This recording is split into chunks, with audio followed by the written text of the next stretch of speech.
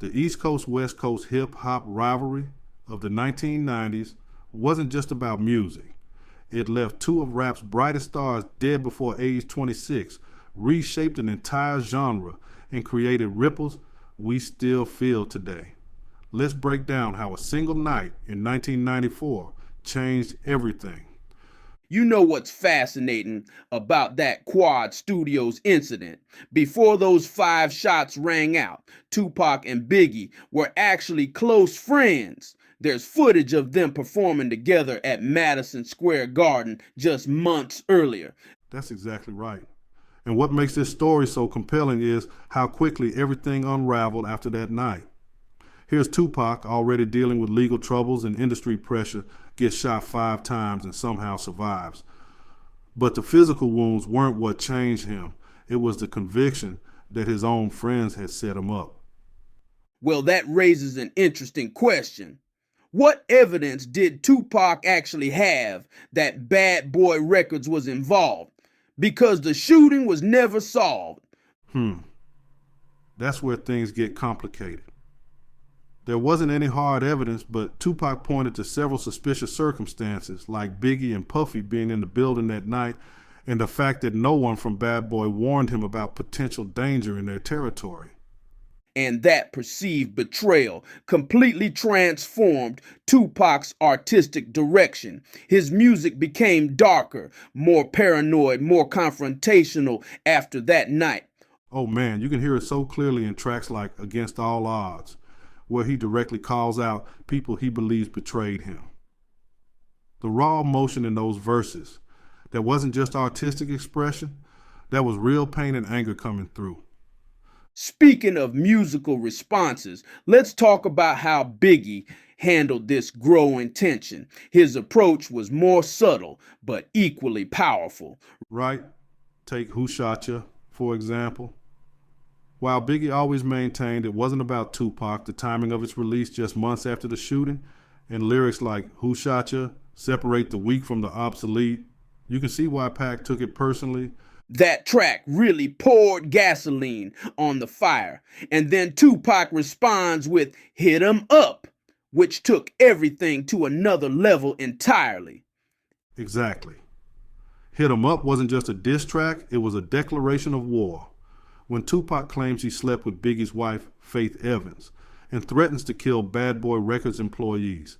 They crossed lines that couldn't be uncrossed. Well, here's something many people don't realize. That song was actually recorded while Tupac was out on bail, facing serious prison time. The pressure he was under must have been intense.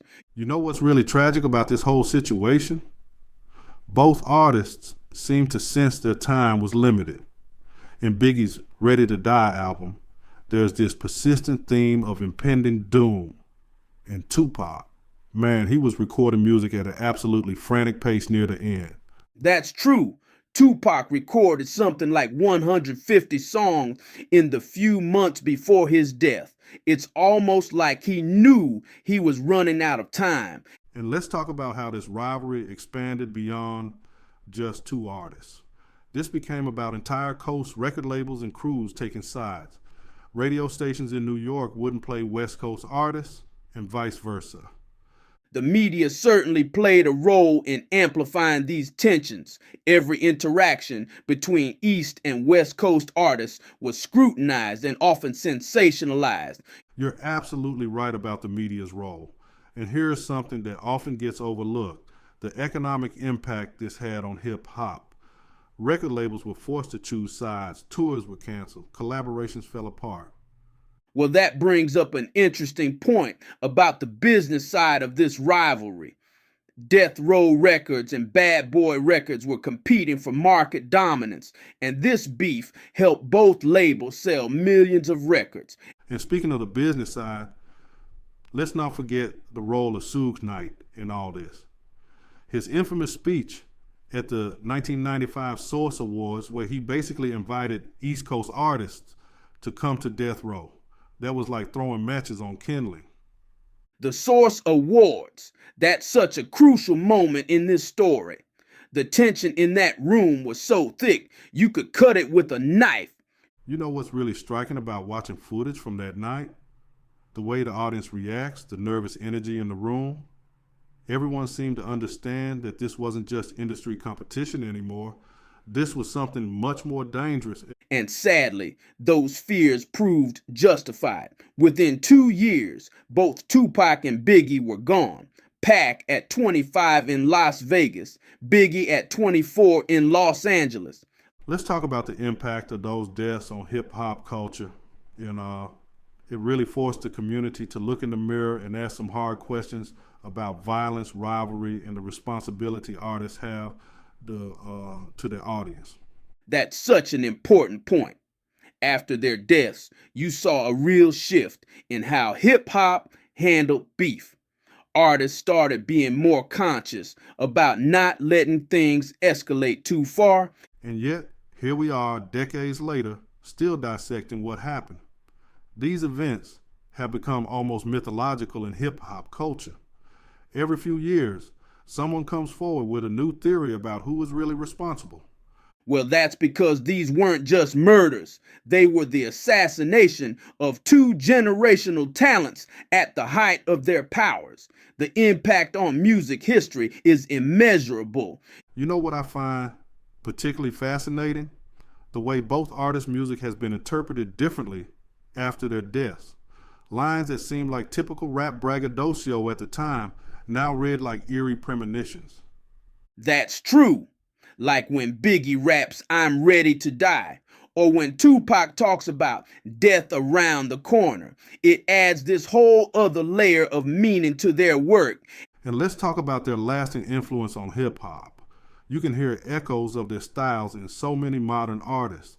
The introspective storytelling of Biggie, the raw emotion and social consciousness of Tupac. That influence extends beyond just music, though. They've become cultural icons, symbols of something larger than themselves. Exactly right. And I think that's why this story continues to resonate. It's not just about music or rivalry. It's about friendship, betrayal, pride, and ultimately tragedy. It's a very human story that happened to play out on a massive public stage.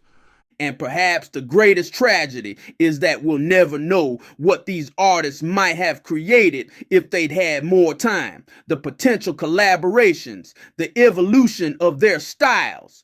Well, as we wrap up today's show, I think it's worth noting that while the East Coast-West Coast rivalry may have ended in tragedy, it also led to some of the most powerful and influential music ever created.